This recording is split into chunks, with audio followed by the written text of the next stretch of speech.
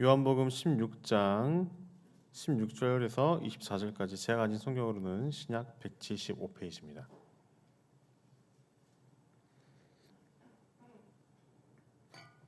찾으신 줄 알고 한 절씩 교독하도록 하겠습니다.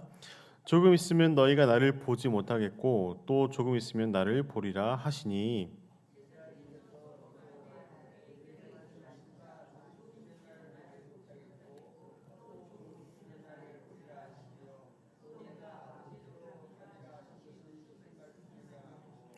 또 말하되 조금 있으면이라 하신 말씀이 무슨 말씀이냐 무엇을 말씀하시는지 알지 못하노라 하거늘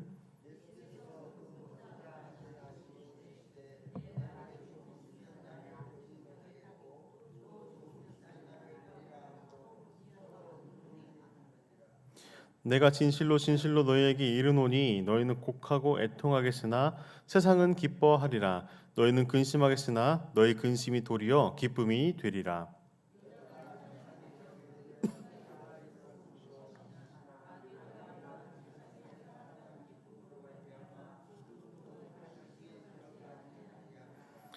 지금은 너희가 근심하나 내가 다시 너희를 보리니 너희 마음이 기쁠 것이요 너희 기쁨을 빼앗을 자가 없으리라.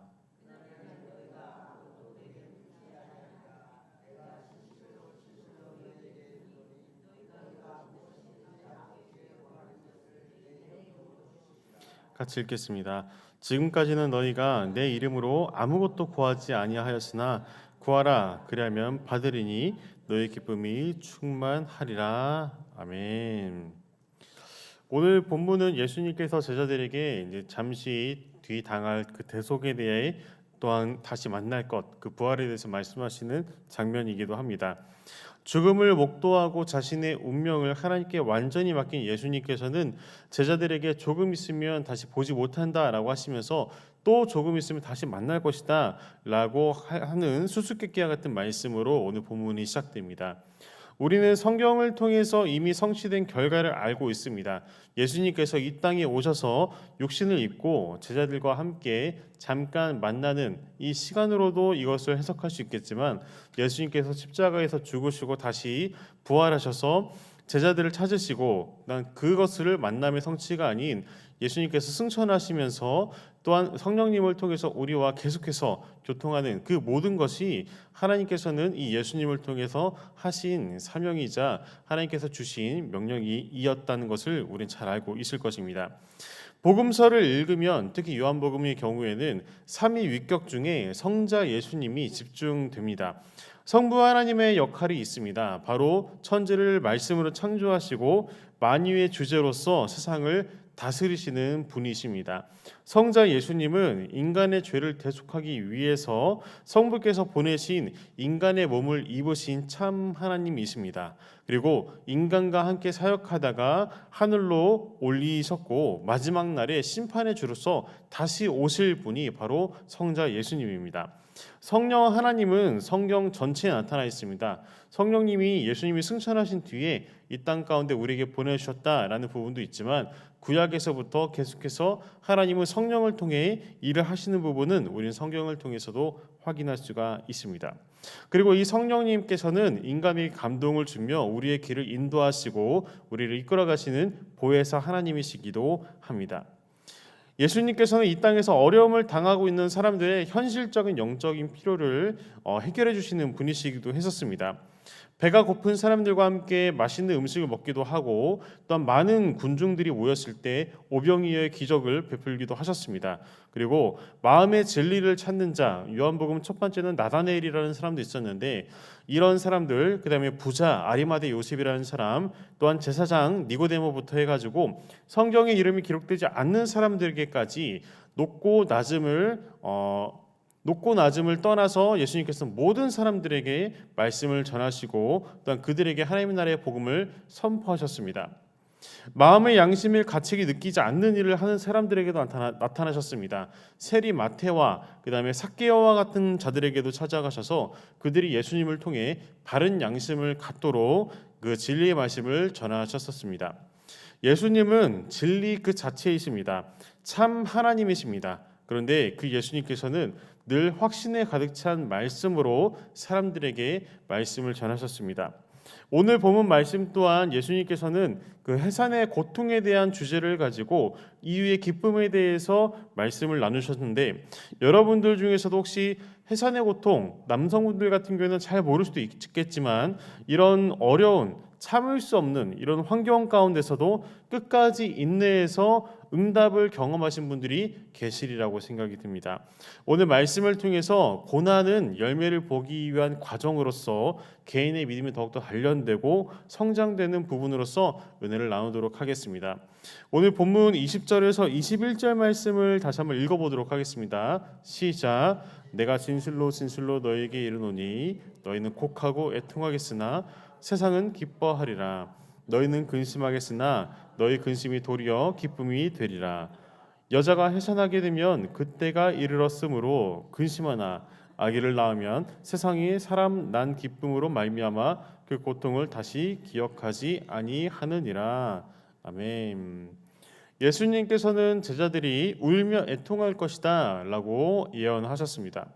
혹시 여러분들 중에서 견디기 힘든 그런 시간들을 경험하신 분, 혹은 지금이 그런 시간이라고 생각하시는 분들이 계십니까?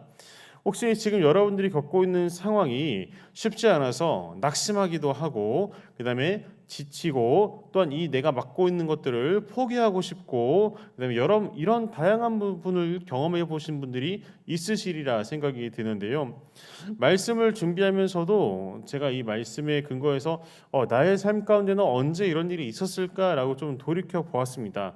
이런 삶을 복귀하다 보니까 저에게도 이런 시기가 있었습니다. 뭐 다들 있으셨겠지만 저는 그 한 3년 정도의 그 어두운 터널에 있었던 시간이 있었습니다.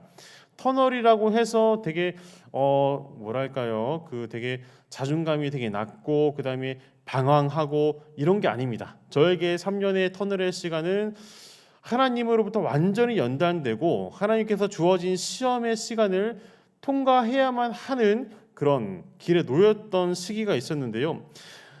이 하나님께서 나와 함께 하시고 인도하신다라는 확신이 있는데 매일의 삶 가운데 출구가 보이지 않는 그 길, 하루하루의 연단의 삶, 정말 감당하기가 버겁다라고 생각해서 이 길을 빨리 벗어나고 싶다라고 소원했던 그런 기도했던 그런 시기가 있었습니다.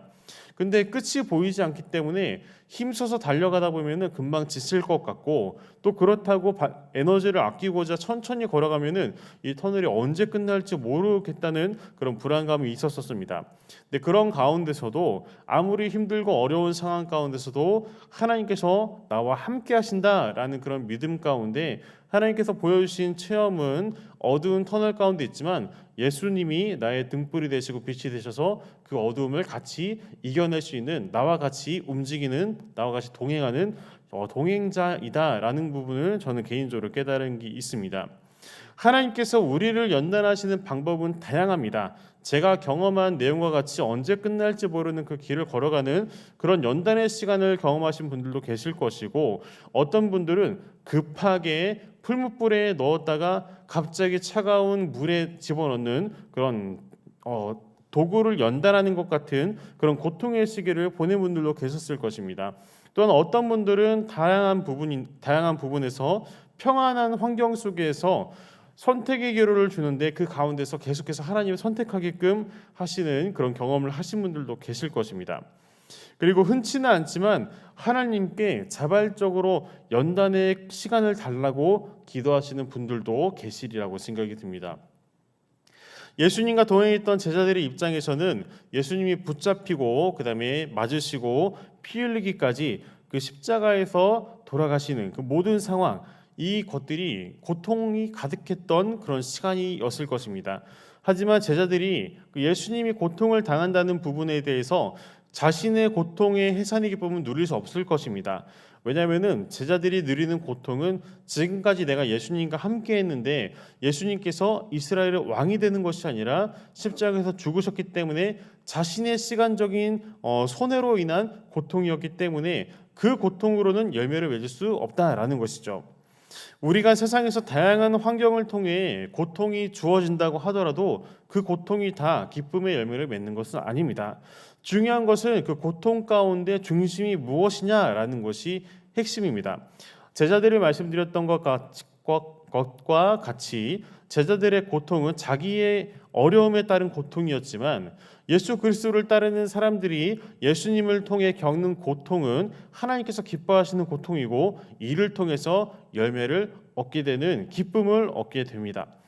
이 예수님께서는 자기들이 헌신하면서까지 하나님의 복음을 전하는 그 일을 기뻐하십니다. 그것들이 바로 오순절 마가의 다락방 사건에서 제자들이 성령 세례를 받고 이전과는 완전히 다른 모습으로 땅끝까지 복음을 전하는 모습, 이들의 말로는 성경에는 다 기록되어 있지 않지만 전승에 따르면은 다양한 곳곳 아시아, 유럽, 아프리카 다양한 곳에 가서 순교하는 것으로 자신의 삶을 마무리를 합니다. 하지만 그들은 자신의 목숨 또한 기쁨으로 내드리는 것을 가장 하나님께 영광인 것을 믿음을 가졌기 때문에 그렇게 자신의 목숨을 드렸을 것입니다. 이 연단에 관한 말씀을 두 군데 정도 살펴볼 텐데요. 베드로전서 4장 12절에서 13절 말씀을 같이 한번 읽어보도록 하겠습니다. 시작. 사랑하는 자들아, 너희를 연단하려고 오는 불시험을 이상한 일 당한 것 같이 이상히 여기지 말고 오히려 너희가 그리스도의 고난에 참여하는 것으로 즐거워하라. 이는 그의 영광을 나타나실 때에 너희로 즐거워하고 기뻐하게 하려 함이라. 아멘. 우리가 생각했을 때는 이 불시험을 받는 거, 이게 나에게 왜 시험을 주시지? 라고 생각할 수도 있습니다. 근데 이 불시험은 다른 말로 하면은 기쁨입니다. 여러분들, 불시험은 하나님의 열매를 맺는 엄청난 나에게 주신 기회입니다. 우리가 이건 비교할 수 없습니다. 우리 40일 동안 도시선교 축제하면서 새벽 예배 건면 드리고 저녁 기도에 건면 드리고 아침 저녁으로 하루 종일 예배 드리는 이 시간을 통해서 우리가 너무 피곤하다 막 이렇게 할 수 있잖아요. 이건 아무것도 아닙니다, 사실. 근데 하나님께서 정말 나에게 맡겨주신 그 공간 혹은 공동체 가운데 아무 이유 없이 내가 정말 잘못한 건 없는데 왜 나에게 이런 시험을 주시지? 혹은 내가 운영하고 있는 사업장에서 이런 일이 나타날 리가 없는데 왜 나에게 이런 일이 주어지는 거지? 왜 풀리지 않는 거지? 이러한 모든 상황 가운데 그 가운데의 문제를 예수님으로 맞추고 하나님, 내가 모든 고통을 예수님의 이름으로 해결하길 원합니다. 예수님 나와 함께 하시고 이 모든 것들 나의 삶의 예배로서 주님께서 받아주시옵소서. 이러한 고백을 하면 그분은 하나님께서 기뻐하신 열매를 맺게 될 것입니다. 이거는 제가 확신합니다. 말씀 한 구절 더 볼 텐데요. 요한복음 12장 24절에서 25절 말씀입니다. 같이 읽겠습니다. 시작. 내가 진실로 진실로 너희에게 이르노니 한 알의 밀이 땅에 떨어져 죽지 아니하면 한 알 그대로 있고 죽으면 많은 열매를 맺느니라. 자기의 생명을 사랑하는 자는 잃어버릴 것이요 이 세상에서 자기의 생명을 미워하는 자는 영생하도록 보존하리라. 아멘. 이거는 그 신앙의 원리입니다. 내가 죽지 아니하면 열매를 맺을 수가 없습니다. 이건 너무나 당연합니다. 그 담임 목사님의 비유로는 이런 비유가 있습니다. 입금 없이 출금 없다.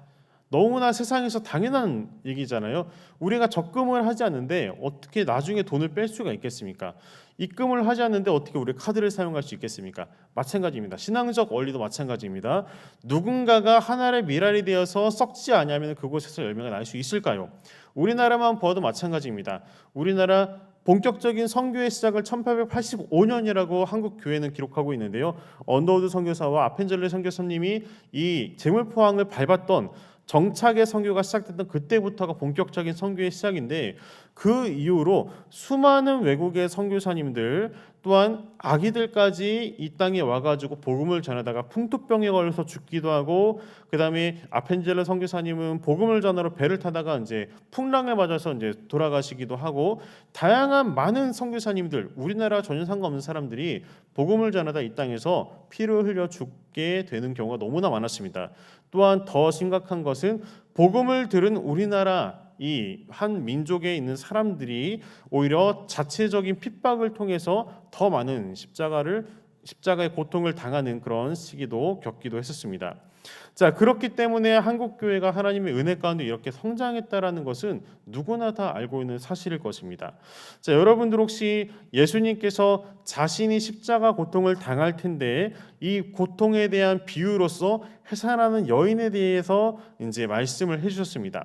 근데 처음에도 말씀드렸지만 이 해산의 고통을 경험하지 않아 본 사람들이 너무나 많거든요. 저도 마찬가지고. 그리고 저는 되게 이성적인 사고가 강한 사람이기 때문에 그냥 고통 이 시기에 넘어가면 되지. 그리고 열매를 얻겠지. 이렇게 생각을 했는데 저의 삶 속에서도 이러한 고통을 조금 체험을 하고 이걸 통해서 이게 고통이 너무나 귀한 거구나. 이 고통을 통해서 나온 열매가 너무나 값진 거구나라고 이해했던 그런 시기도 있었습니다.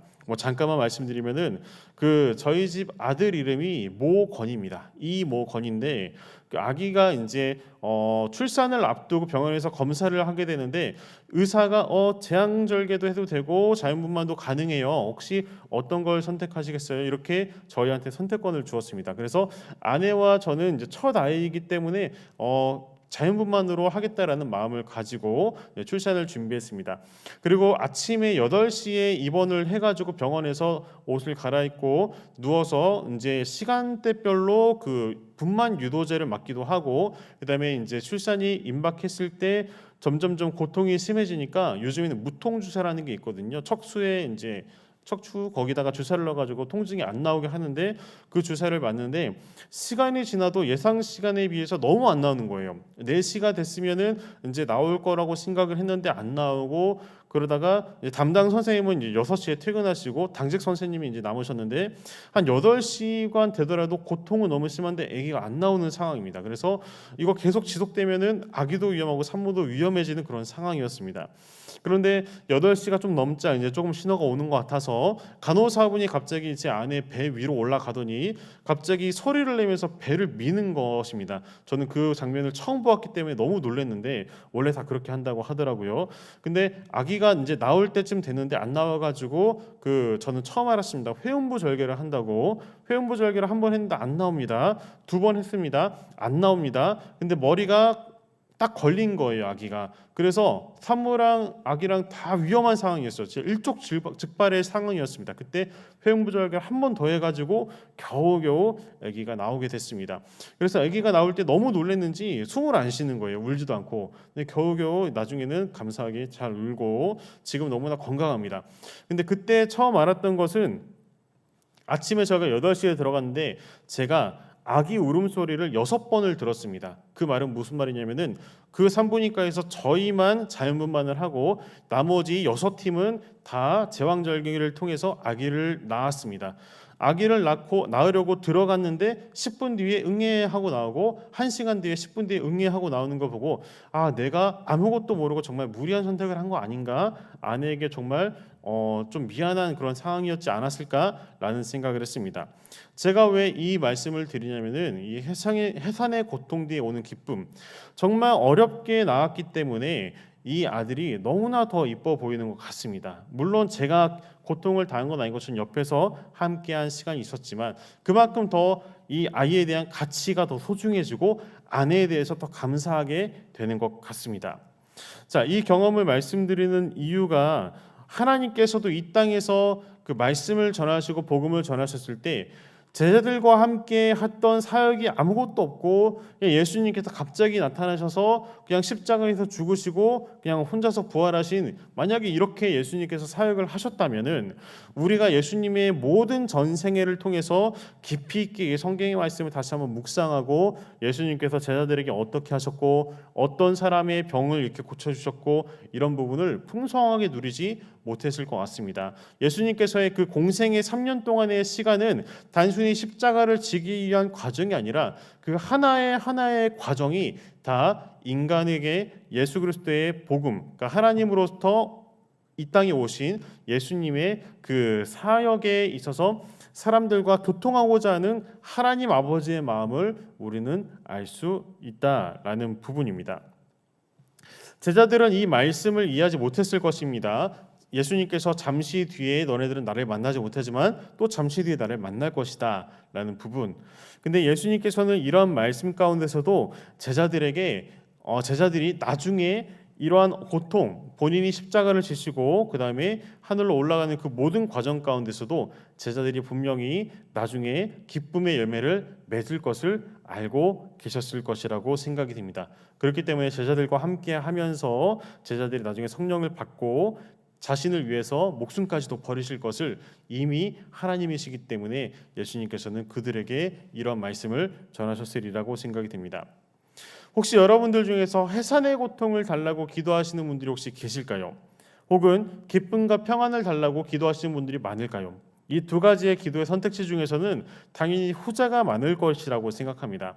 그런데 하나님께 기도할 때 성경적 지식과 신앙 원리로 기도하는 것이 하나님께서 기뻐하시는 기도의 팁입니다. 혹시 여러분들 중에서도 각자의 상황이 어렵거나 아니면 내가 정말 힘든 시기를 보내고 있거나 이럴 때 제가 기도의 팁을 드리자면은 해산의 고통까지는 아니더라도 하나님 내게 주신 이 고통을 통해서 하나님께서 기쁨으로 열매 맺게 해달라라는 기도를 하면은 하나님께서 분명히 기뻐하시고 이를 통해서 열매를 맺게 하시리라고 저는 믿습니다. 도시 선교 축제를 지내고 있습니다. 시티미 선교회 많은 다양한 성도님들은 다양한 모습으로 각각의 모습으로 교회를 섬기고 계십니다. 어떤 분들은 그 칸타타에서 다양한 역할들을 하고 있는데 라이프 스타일이 이 칸타타에 맞춰져 가지고 토요일과 주일을 온전히 헌신하는 경우가 너무나 많습니다. 그리고 어떤 분은 도시선교 축제에 필요한 재정들을 자신의 주머니에 꺼내서 후원하시는 분들도 계십니다.